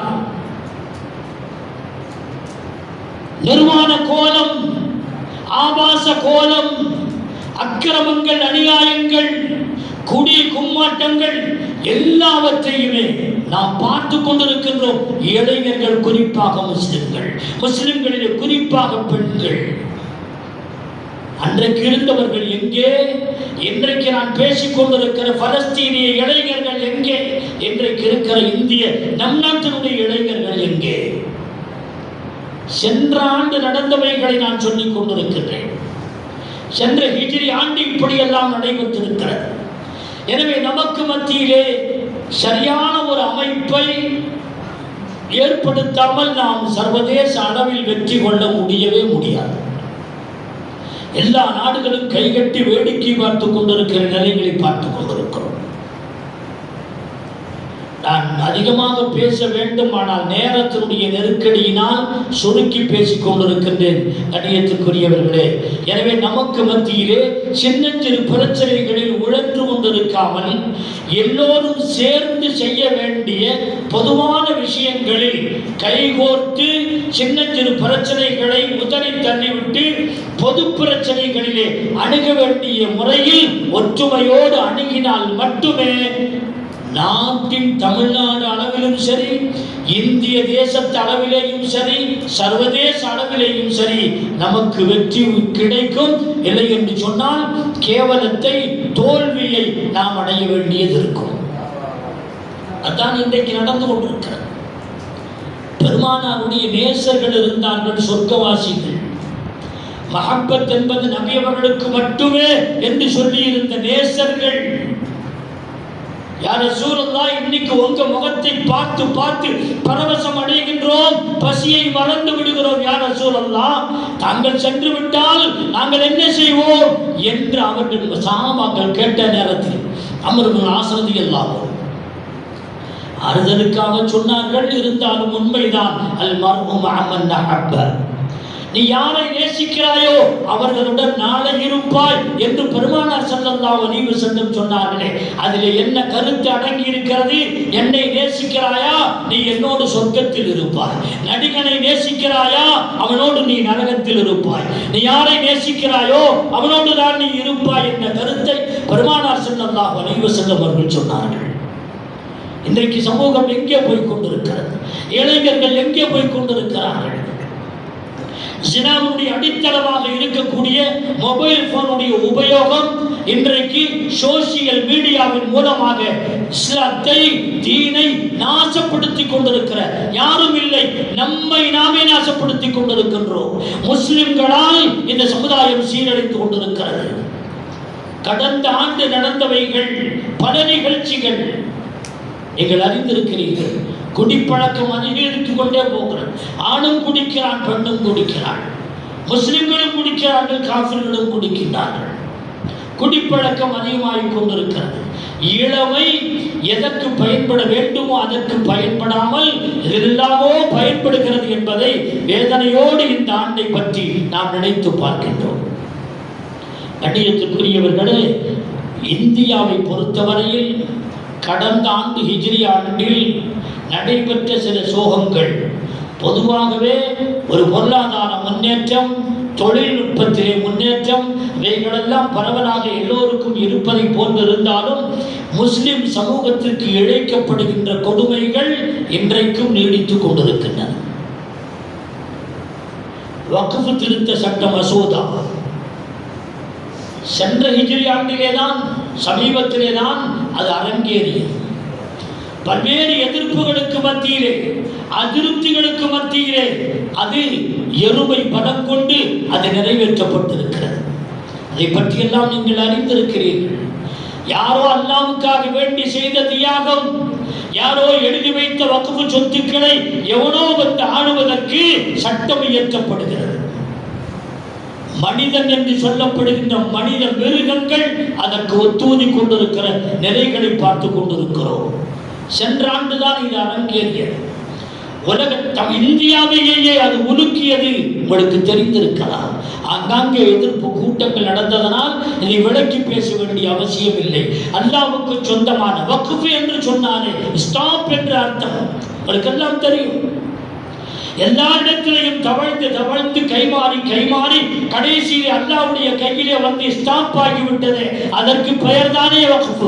அந்த வக்ஃபிலே கை வைத்து திருத்துவதற்கு துணிந்திருக்கின்றான். சொல்ல போனால் சட்டத்தை நிறைவேற்றி விட்டான். அப்பாவிகளாக இருக்கின்றனர். பாவப்பட்ட சமூகமாக, பரிதாபப்பட்ட சமூகமாக இருக்கின்ற இஸ்லாமிய சமூகம் பிரித்து கிடக்கிற காரணத்தினால், பட்டுப்போன காரணத்தினால் எந்த ஒரு காரியத்தையும் உருப்படியாக எந்த இடத்திலையும் பிரதிநிதித்துவம் பெற்று அந்த இடத்திலே எடுத்துச் சொல்வதற்கான அருகதை இல்லாதவர்களாக முஸ்லிம் சமுதாயம் மாறியிருக்கிறது. கண்ணியத்திற்குரியவர்களே, பாடத்திட்டங்களிலே பல்வேறு மாற்றங்கள். முஸ்லிம்கள் எங்காவது பெருமைக்குரியவர்களாக தென்பட்டால் தலையோடு சீவி விடுகிறான், சரித்திரத்தை அழித்து விடுகிறான். முகலாயர்கள் எல்லோருடைய அதில் எத்தனை வலிமார்கள் இருந்தார்கள், எல்லோருமே அழிக்கப்பட்டிருக்கிறார்கள். சுதந்திர போராட்ட தியாகிகள் அத்துணை பேருடைய வரலாறும் சென்ற ஆண்டு அழிக்கப்பட்டிருக்கிறது பாட புத்தகங்களிலே. வந்தே மாதரம் கட்டாயமாக்கப்பட்டிருக்கிறது பல நாடுகளிலே. ஜெய் ஸ்ரீராம் நம்முடைய தாரக மந்திரமாக ஆக வேண்டும் என்று சொல்லுகிறான். போக போக அதே RSS சாயம், பிஜேபியினுடைய அஜெண்டா இந்த நாட்டிலே நிலைநிறுத்தப்படுவதற்கு எல்லா வகையான நிலைகளும் அது சமமாக்கப்பட்டு விட்டன. பூமியில் இருக்கின்ற மேடு பள்ளங்கள் எல்லாம் சரி செய்யப்பட்டு கொண்டிருக்கின்றன. விழித்துக் கொள்ள வேண்டும் முஸ்லிம் சமுதாயம். ஸ்கூலுக்கு செல்லக்கூடிய பிள்ளைகள் கிறிஸ்தவ கான்வென்ட்டிலே சென்றால் ஈமானை பறிக்கின்றான். இயேசு கிறிஸ்துவனுடைய மகத்துவத்தை கல்வியிலே ஊட்டுகிறான். ஒரு பெண் தன்னுடைய 2 குழந்தைகள், யாரோ சொல்லியிருக்கிறாங்க இவங்களெல்லாம் குரான் ஓத வைக்குமான்னு சொல்லி, பல பேர் சொன்னதுக்கு பின்னால இந்த 2 பேரையும் கொண்டு சென்று மக்தப் மதரசாவிலே சேர்த்து விடுவதற்காக வேண்டி 2 குழந்தைகளையும் கூட்டி கொண்டு செல்லுகிறாள் அந்த தாய். கொஞ்சம் தூரம் போனதுக்கு பின்னால் திரும்பி பார்த்தா குழந்தைகளை காணோம். குழந்தைகள் எங்கே போனாங்கன்னு திரும்பி பார்த்தா பதறி போயிட்டா அந்த பெண்ணு. குடுகுடுன்னு பின்னாலே ஓடி போனா அந்த இடத்திலே ஒரு 2 குழந்தைகள் மண்டியிட்டு இயேசு கிறிஸ்துவனுடைய சிலைக்கு முன்னாலே மண்டியிட்டு கைகூப்பி வணங்கி கொண்டிருக்கிற அந்த காட்சியை பார்த்து பிரமித்து போனாள். என்னம்மா இது என்று கேட்டபோது அந்த குழந்தைகள் சொல்லுகின்றன, அம்மா தினமும் இப்படித்தாமா நாங்கள் பஜனை பண்ணுவோம், இப்படித்தாமா நாங்கள் ஜபம் பண்ணுவோம் என்று அந்த குழந்தைகள் சொல்லுகின்றன. என்ன தெரியும் அந்த பிஞ்சு குழந்தைகளுக்கு? குஃப்ர் விதைக்கப்படுகிறது, ஷிர்க் விதைக்கப்படுகிறது, இஸ்லாமிய பற்றிய அகமயங்கள் தூக்கி எறியப்படுகின்றன. இதுதான் நடந்து கொண்டிருக்கிறது. நாம் நம்முடைய பிள்ளைகள் படிக்கட்டும், பட்டம் பெறட்டும், சம்பாதிக்கட்டும் என்று நினைக்கின்றோம். ஆனால் அவன் படித்து பட்டம் பெற்றதற்கு பின்னாலே நமக்கு முன்னாலே ஒரு கிரிமினலாக வந்து நிற்கின்றான். லட்சக்கணக்கான ரூபாய்களை இருக்கிறதோ இல்லையோ வட்டிக்கு வாங்கியாவது அவனை பட்டதாரியாக ஆக்க முயற்சிக்கின்றோம். வீட்டை அடமானம் வைத்து சேர்க்கின்றோம்.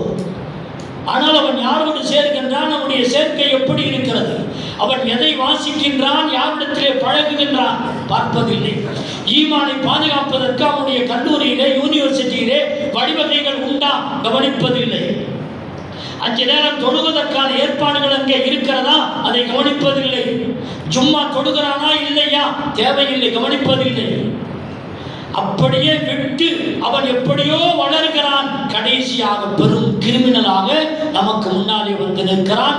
தாய் சொல்லுகின்ற பேச்சையோ தந்தையின் பேச்சுக்களையோ கேட்காமல் அதை தட்டி விடுகிறான். மதிக்காத ஒருவனாக, தருதலையாக அவன் உருவெடுத்து வருகின்றான். இன்றைக்கு ஸ்கூலுடைய நிலைமைகள் இப்படி இருக்கின்றன. குறைஞ்சபட்சம் மக்தப் மதரசாவிலாவது நம்முடைய பிள்ளைகளை அனுப்பி ஒழுக்க மாண்புகளை கற்றுக் கொடுப்பதற்கு தாய் தந்தையர்கள் ஏற்பாடு செய்ய வேண்டும். இல்லை என்று சொன்னால் அஸ்ஸபியு அமானத்துன் இந்த வாலிதைஹி வகல்புஹு தாஹிரு ஜௌஹருன் நஃபீஸ். இமாம் கஸ்ஸாலி ரஹ்மத்துல்லாஹி அலைஹி அவர்கள் சொல்லுகின்றார்கள், பிள்ளைகள் உங்களிடத்தில் அல்லாஹ்வால் ஒப்படைக்கப்பட்டிருக்கின்ற ஒரு அமானிதம். அவருடைய பரிசுத்தமான இதயம் இருக்கிறது, அது விலைமடிக்க முடியாத ரத்தினம் என்று இமாம் கஸ்ஸாலி ரஹ்மத்துல்லாஹி அலைஹி அவர்கள் சொல்லுகிறார்கள். அதை பாழாக்கி விடாதீர்கள். அல்லாஹ்விடத்திலே அமானத்தை ஒப்படைக்க வேண்டிய பொறுப்பும் கடமையும் தாய் தந்தையர்களுக்கு உண்டு. இன்றைக்கு தடம் மாறி சென்று கொண்டிருக்கிற நிலை, அவருடைய ஈமானை பாதுகாக்க வேண்டும். கிறிஸ்துவை ஏற்றுக்கொள்ளுகிற மனப்பக்குவத்திற்கு குழந்தைகள் வந்து விடுகிறார்கள். வந்தே மாதரத்தை மந்திரமாக உச்சரிக்கின்ற குழந்தைகள் உருவாகி கொண்டிருக்கிறார்கள். போக போக ஒரு யூனிவர்சிட்டியிலே படிக்கின்ற ஒரு மாணவன் படித்துக்கொண்டே இருப்பார். 5 நேரம் கரெக்டாக தொழுகிற ஆளு, எப்போ என்ன ஆச்சு இல்லை சத்து டிஸ்கனெக்ட் பண்ணிட்டேன், காலேஜினுடைய வாழ்க்கையே வேண்டாம் என்று உதறிவிட்டேன். ஏன் என்ன விஷயம்? போகிற நேரத்தில்னா நேச்சர்னு சொல்லி அல்லாஹ்வை மறக்கடிச்சு இயற்கைன்னே பேசி இயற்கையை பற்றிய மகத்துவத்தை நம்முடைய உள்ளுணர்வுகளிலே அதிகப்படுத்தி ஈமானை இழப்பதற்கான எல்லா உபதேசங்களையும் தினமும் செய்யனா கட்டுப்பார்கள். காசு பணம் தேவையில்லை, பட்டங்கள் பதவிகள் தேவையில்லை, ஈமான் இருந்தால் போதும் என்று சொல்லி என்னுடைய கல்லூரி படிப்பை முடித்து கொண்டேன். இப்படியும் சில இளைஞர்கள். இன்றைக்கு நிலைமை அப்படித்தான் போய் கொண்டிருக்கிறது. இன்னும் பல வருஷங்கள் கழித்து நம்முடைய பிள்ளைகளுடைய வாழ்க்கை எப்படி இருக்குமோ நினைத்து பார்த்தாலே இருட்டாக தெரிகிறது. எனவே ஹிஜ்ரி ஆண்டை நாம் கணித்திருக்கின்றோம். ஈமான் மிக முக்கியமான ஒன்று. நமக்கு அதனுடைய விலை புரியவில்லை. ஈமானுடைய விலை என்ன? சஹாபாக்களிடத்தில் கேட்டு பாருங்கள். சொத்துக்களை எல்லாம் இழந்து விட்டு வந்தார்களே முஸ்அப் இப்னு உமைர், அவரிடத்தில் கேட்டு பாருங்கள். கட்டிய துணியோடு வந்தார்களே அப்துல் குஜாதை ரலியல்லாஹு அன்ஹு, அவரிடத்தில் கேட்டு பாருங்கள். எல்லா சொத்து சுகங்களையும் இழந்து விட்டு நிரபராதியாக நெருக்கடியாக வந்து பெருமானாருக்கு முன்னால் நின்ற பல சஹாபிகள், குடும்பத்தை இழந்தவர்கள், சொத்து சுகங்களை இழந்தவர்கள், சுடு மணலிலே கிடத்தி அவர்களை இழுத்துச் செல்லப்பட்டவர்கள், அவர்களுக்கு நெருப்பு காயம் விட்டு ஹப்பாப் ரலியல்லாஹு அன்ஹு அவர்களை போன்றவர்கள் முதலெல்லாம் காயப்படுத்தப்பட்டார்களே, அவரிடத்தில் கேட்டு பாருங்கள். பிலால் ரலியல்லாஹு அன்ஹு அவரிடத்தில் கேட்டு பாருங்கள். தூக்கு மரத்துக்கு கீழே நிறுத்தப்பட்டார்களே ஸைத் இப்னு தஸினா ரலியல்லாஹு அன்ஹுவிடத்தில் கேட்டு பாருங்கள். ஹுபைப் ரலியல்லாஹு அன்ஹுவிடத்தில் கேட்டு பாருங்கள். அபூ ஜஹல் அடிவள்ளப்பட்ட சின்னீரா ரலியல்லாஹு அன்ஹுவிடத்தில் கேட்டு பாருங்கள். என்ன இழந்தாலும் சரி, எதை இழந்தாலும் சரி, ஈமானை இழக்க மாட்டோம் என்றார்களே, அவர்களுக்கு தெரியும் ஈமானுடைய பலம் என்னவென்று. எது இல்லாமலும் இருக்கலாம், எதை வேண்டுமானாலும் இழக்கலாம், ஈமான் இல்லாமல் இருக்க முடியாது. கையில்லாமல், கால் இல்லாமல், உறுப்புகள் இல்லாமல், காது இல்லாமல், கண் இல்லாமல், எதுவும் இல்லாமல் இருக்கலாம், ஆனால் உயிர் இல்லாமல் இருக்க முடியாது. அதே போன்றுதான் உயிர் அல்ல, உயிரை விட மேலானது நம்முடைய ஈமான். அந்த ஈமானை இழப்பதற்கு என்றைக்கும் தயாராக கூடாது.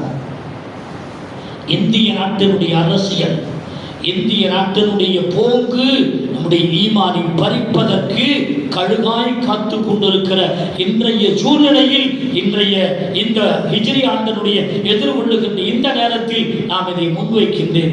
ஈமானை பாதுகாக்க வேண்டும். நமக்கு மத்தியிலே ஒற்றுமை நிச்சயம் இருக்க வேண்டும். ஈமானை பற்றி புரிவதில்லை. தான் அணிந்திருக்கின்ற ஷூவை பட்டு துணியால் ஒருவன் தொடைத்துக் கொண்டிருக்கிறான்.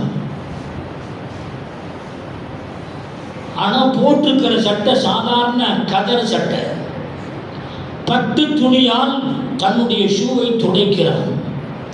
அதை பார்த்துட்டு இருந்த அவனுடைய நண்பன் கேட்டான், ஏண்டா பைத்தியக்காரனா இருக்கிறியே, பட்டு துணியை போட்டுக்க, கதர் துணி சாதா துணியில் இதை தொட என்று சொன்னால் அவன் சொன்னான், இந்த பட்டு துணி என்னுடைய சொத்து பிரிக்கும் போது எனக்கு கிடைத்த ஒன்று, ஆனால் இது நான் உழைத்து சம்பாதித்த கதராடை என்று சொன்னான். உழைத்து சம்பாதித்ததால் அந்த கதராடைக்கு அவன் மரியாதை கொடுக்கிறான். வாரிசு வாரிசாக என்னுடைய சொத்திலிருந்து எனக்கு வந்த பங்கு, நான் அதற்காக வேண்டி கஷ்டப்படவில்லை, தானாக வந்து விழுந்த ஒன்று என்பதால் அதற்கு மரியாதை இல்லை. அதே போன்று ஈமான் நாம் பிறக்கும் போதே நம்முடைய மடியிலே வந்து விழுந்த ஒன்று, அதற்கு நாம் எந்த விலையையும் கொடுக்கவில்லை, எந்த கஷ்டம் படவில்லை, எந்த தியாகத்தையும் செய்யவில்லை. எனவே நமக்கு அந்த அருமை புரியவில்லை. அவர்களுக்கு புரிந்திருந்தது, நமக்கு புரியவில்லை. சின்ன குழந்தை ஒன்று, இமாம் சாதி ஷேக் சாதி ரஹ்மத்துல்லாஹி அலைஹி அவர்கள் சொல்லுகிறார்கள், ஒரு குழந்தை, அந்த குழந்தை ஒரு தங்க மோதிரம் போட்டிருக்குது. ஒரு திருடன் வருகிறான், சிரித்து சிரித்து பேசுகின்றான். ஒரு வெல்லம் என்று அவர்கள் எழுதுகின்றார்கள், ஒரு சாக்லேட் என்று நினைத்துக் கொள்ளுங்கள். ஒரு மிட்டாயை கையிலே கொடுத்து இதை சாப்பிடு என்று அந்த குழந்தை இடத்திலே கொடுக்கும் போது எப்படி இருக்குது, நல்ல இனிப்பா இருக்குது என்று சொல்லுகிறது. இந்த தங்க மோதிரத்தை கொடுத்து இதை வாயில போடு, எப்படி இருக்குது, ஐயா நல்லாவே இல்லை என்று சொல்லுகிறது. அப்படியானால் இந்த மிட்டாயை நீ வைத்துக்கொள், இந்த தங்க மோதிரத்தை எனக்கு கொடுக்கிறையா என்று சொன்ன போது தங்க மோதிரத்தை குழந்தை கொடுத்து விட்டது, மிட்டாயை வாங்கி கொண்டது. ஒரு அற்ப பொருள் ஒன்று, அற்ப பொருள் என்று எங்கும் கிடைக்கின்ற ஒரு மிட்டாய், அது அதற்கு ருசியாக தெரிந்தது, அதற்கு விலை கொடுத்து அதை வாங்கி கொண்டது, அதை மதித்து வாங்கி கொண்டது. விலை மதிப்பற்ற ஈமானை போன்ற அந்த தங்க மோதிரம் இருக்கிறது, அதை அவனுக்கு கொடுத்து விட்டது. அதே போன்றுதான் ஈமானை யாருக்கெல்லாமோ தாரை வார்த்து கொடுத்து கொண்டிருக்கின்றோம். ஷிர்கையும் குஃபரையும் விலை கொடுத்து வாங்கி கொண்டிருக்கிறோம். ஆனால் அது ஷிர்கு குஃபர் என்று தெரியாது. இனிப்பாக இருக்கிறது, இனிமையாக இருக்கிறது, ஜாலியாக இருக்கிறது, அனுபவிக்க வேண்டிய ஒன்று என்றெல்லாம் சொல்லி அதை வாங்கி கொள்ளுகிற ஒரு சூழ்நிலையை நாம் பார்த்து கொண்டிருக்கின்றோம். எனவே நான் உங்களிடத்திலே சொன்ன கருத்து, ஈமான் பாதுகாக்கப்பட வேண்டும். நம்முடைய இஸ்லாத்தின் மீது நிறையான வாழ்க்கை நமக்கு இருக்க வேண்டும். நம்முடைய சந்ததிகள் ஈமானின் அடிப்படையில் வாழ வேண்டும். யாரோ எப்படியோ வாழ்ந்து கொண்டு போகின்றார்கள். நாம் வாழுகின்ற பகுதியிலே கருத்து வேறுபாடுகளை களைந்துவிட்டு ஒற்றுமையான வாழ்க்கையை வாழ்வதற்கு நாம் முயற்சிக்க வேண்டும். மிக முக்கியமான ஒன்று, மிக முக்கியமான ஒன்று. அது மாத்திரமல்ல, பெருமானார் ஸல்லல்லாஹு அலைஹி வஸல்லம் அவர்களும் சஹாபாக்களும் தீனுக்கு செய்த தியாகத்தின் மூலமாக பல பலன்களையும் பரக்கத்தையும் அவர்கள் அடைந்தார்கள் என்ற கருத்தை நான் உங்களுக்கு முன்னாலே எடுத்து வைத்தேன். எனவே தீனுக்காக வேண்டி எப்படியான கஷ்டப்பட்டாவது தீனை வளர்ப்பதற்கு, தீனை கற்றுக்கொள்வதற்கு நாம் பாடுபட வேண்டும். இந்த நாட்டினுடைய அரசியல் அமைப்பு சட்டத்திலே 14வது இலக்கம் கொண்ட அந்த ஒரு சட்டம். அதே போன்று 25வது, ஒரு மனிதன் தன்னுடைய மார்க்கத்தை எந்த மதத்தை ஆனாலும் சரி கற்றுக்கொள்வதற்கும் கற்றுக் கொடுப்பதற்கும் அதன்படி ஒழுகுவதற்கும் உரிமை உண்டு என்று சொல்லுகின்ற 25வது சட்டம். முஸ்லிம்கள் தங்களுக்கென்று வேத பாடசாலைகளை வைத்துக் கொள்ளலாம், மதரசாக்களை நடத்தி கொள்ளலாம் என்பதற்கு அரசு அங்கீகாரம் இருக்கிறது என்று சொல்லக்கூடிய 30வது அரசியலமைப்பு சட்டம் நமக்கு முன்னாலே இருக்கிறது. எல்லாமே அழிக்கப்பட்டு நம்முடைய கண்கள் மூடப்பட்டு மதரசாக்கள் சென்ற ஆண்டு மட்டும் ஆயிரக்கணக்கான மதரசாக்கள் இடிக்கப்பட்டிருக்கின்றன. மதரசாக்கள் என்பது தீனுடைய, இஸ்லாத்தினுடைய ஒரு சரியான மீடியா என்பதை புரிந்து கொள்ள வேண்டும். இஸ்லாம் இங்கிருந்து தான் வளர்கிறது. மதரசாக்களின் மூலமாக இஸ்லாமிய கருத்துக்கள் பரவுகின்றன. அங்கிருந்து தான் சட்டங்கள் சப்ளை ஆகின்றன. அங்கிருந்து தான் இஸ்லாம் பரவி கொண்டிருக்கிறது. அதை முடக்கினால் போதும் இஸ்லாம் முடங்கி போகும் என்ற உண்மையை புரிந்து கொண்ட எதிரிகள் இன்றைக்கு மதரசாக்களை முடக்க பார்க்கின்றார்கள். வடநாடுகளிலே மிக மோசமான ஒரு சூழ்நிலை. வழிபாட்டு தலங்கள் எல்லாம் கோயில்களாக ஆக்கப்படுகிற நிலைகள். ஏறத்தாழ 800க்கும் மேற்பட்ட மதரசாக்கள் மட்டமாக ஆக்கப்பட்டிருக்கிற சூழ்நிலை அஸ்ஸாமிலே. வடநாடுகளிலே பல நூற்றுக்கணக்கான மதரசாக்கள் இடிக்கப்பட்டன, இன்றும் இடிக்கப்பட்டு கொண்டிருக்கின்றன. பெரிய மதரசாக்களை எல்லாம் கை வைப்பதற்கு முயற்சி நடைபெற்று கொண்டிருக்கிறது. தமிழ்நாட்டிலேயும் இது வருவதற்கு வெகு நாட்கள் இல்லை என்பதை நான் உங்களிடத்திலே உணர்த்துகின்றேன். அல்லாஹ் பாதுகாப்பானாக. மிக மோசமான ஒரு சூழ்நிலையிலே நாம் நகர்ந்து கொண்டிருக்கின்றோம். இஸ்லாமிய விழிப்புணர்வோடு நாம் நடந்து கொள்ள முயற்சிக்க வேண்டும். நம்மையும் நம்முடைய பிள்ளைகளுடைய ஈமானையும் பாதுகாக்க வேண்டும். ஷரியத்தினுடைய விழிப்புணர்ச்சியோடு நம்முடைய சந்ததிகள் வாழ்வதற்கு ஏற்பாடுகளை செய்து தர வேண்டிய பொறுப்பும் கடமையும் நமக்கு உண்டு. வருகின்ற ஹிஜ்ரி ஆண்டை அல்லாஹ் ஜல்ல ஷானு வ தஆலா தீன் என்படி வாழ்வதற்கு ஏற்ற ஆண்டாக அல்லாஹ் மாற்றி தருவானாக. நம்மை சூழ்ந்திருக்கின்ற ஆபத்துக்கள் இடர்கள் அனைத்தையும் அல்லாஹ் இந்த ஹிஜ்ரத்தினுடைய வரக்கத்தின் மூலமாக அல்லாஹ் நீக்கி அருள்வானாக. அடுத்த வருகின்ற ஹிஜ்ரி ஆண்டிலே 1488 ஆண்டு சிறந்த இஸ்லாமிய வருடமாக இஸ்லாமிய விழுமியங்களை புரிந்து அமல் செய்யக்கூடிய ஆண்டாக அல்லாஹ் நமக்கு ஆக்கி தருவானாக. ஈமானோடு கடைசி வரை இருந்து ஈமானோடு மௌத்தாகுவதற்கு அல்லாஹ் தௌஃபீத்தை தந்தல் புரிவானாக என்று துஆ செய்து கொண்டு என்னுடைய வார்த்தைகளை நிறைவு செய்கின்றேன். வ ஆகிரு தாவானா அனில் ஹம்துலில்லாஹி ரப்பில் ஆலமீன். அஸ்ஸலாமு அலைக்கும்.